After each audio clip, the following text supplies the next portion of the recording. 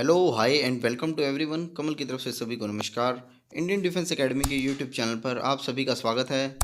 जैसा कि आप सभी को पता है कि 7 फरवरी 2021 को जो सैनिक स्कूल का एग्ज़ाम है वो सक्सेसफुली कंडक्ट किया गया और उसके बाद अब एक वीक के अंदर अंदर आपका हो सकता है जो आंसर की है वो भी पब्लिश कर दी जाए और आंसर की पब्लिश होने के बाद आपको चांस दिया जाएगा अपने जो रिस्पॉन्स हैं उसको चेक करने का और बाद में एक चांस और मिलेगा आपको जो आपके रिस्पॉन्स है उसके ऊपर ऑब्जेक्शन रेज़ करने का।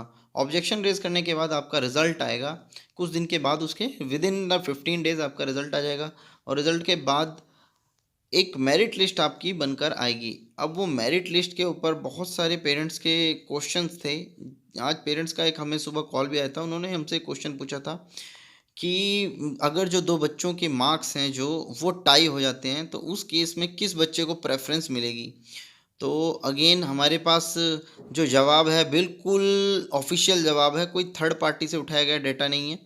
ये जो आप स्क्रीन पर देख रहे हैं ये नोटिफिकेशन है 2021 का, सैनिक स्कूल सोसाइटी और नेशनल टेस्टिंग एजेंसी के द्वारा जारी किया गया ये ऑफिशियल डेटा है। इसी के बेस पर हम आपको जानकारी देने की कोशिश करते हैं और प्रीवियस जितने भी वीडियो बनाए हैं हमने इसी के बेस पर हमने आपको सारी जानकारी दी है। अब आपको करना क्या है, इसके आप पेज नंबर 34 पर आएंगे।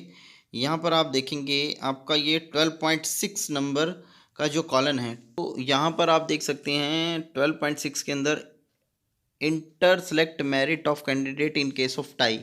अगर जो दो या दो से ज़्यादा कैंडिडेट के जो मार्क्स हैं वो टाई हो जाते हैं।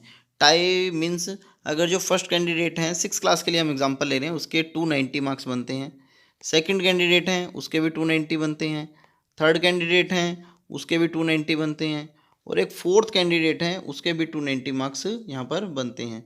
देन उस कंडीशन में किस कैंडिडेट को सिलेक्ट किया जाएगा और किसको आउट किया जाएगा उसका क्राइटेरिया आज हम आपके लिए लेकर आए हैं और ऑफिशियल डाटा हम आपके लिए लेकर आए हैं, कोई थर्ड पार्टी से उठाया गया डाटा नहीं है।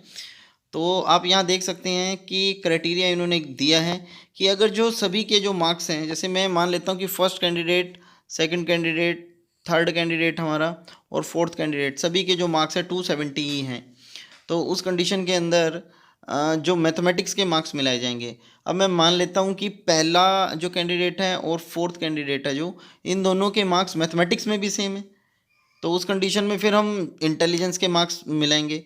अगर जो इंटेलिजेंस में भी इन दोनों के सेम रहे, फर्स्ट और फोर्थ के, थर्ड सेकंड और थर्ड वाला तो यहाँ पे हमारा आउट हो चुका है। मैथमेटिक्स के मार्क्स जब इन्होंने टैली किए तो इन दोनों के मार्क्स फर्स्ट और फोर्थ से कम थे, तो इसलिए इन दोनों को आउट कर दिया गया। अब फर्स्ट और फोर्थ के ऊपर कंपटीशन बचेगा सिर्फ।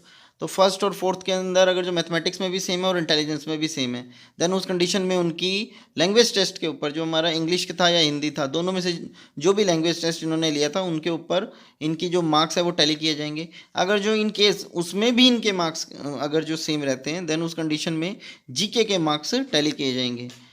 अगर जो रेयर टू रेयर केस इसमें जीके में भी इनके मार्क्स, मतलब चारों सब्जेक्ट के इनके मार्क्स हैं जो सेम बनते हैं, फोर्थ के भी और थर्ड वाले फर्स्ट वाले के भी, देन उस कंडीशन में जो छोटा बच्चा रहेगा, लोअर एज का रहेगा, उसको लिया जाएगा, लोअर एज के कैंडिडेट को लिया जाएगा। सेम एज इट इज़ जो क्राइटेरिया हमारा वो 9th क्लास के लिए भी है।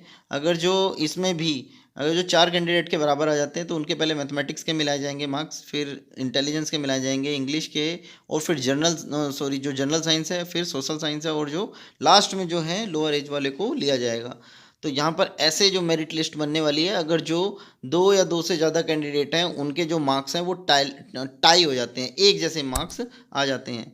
तो अगर ये वीडियो आपको अच्छा लगा तो अपने दोस्तों के साथ ज़रूर शेयर कीजिए, हमारे चैनल को सब्सक्राइब कीजिए। कोई प्रॉब्लम है तो कमेंट बॉक्स में कमेंट कीजिए। हंसते रहें, मुस्कुराते रहें, इंडियन डिफेंस एकेडमी के साथ जुड़े रहें। जय हिंद, जय भारत, वंदे मातरम।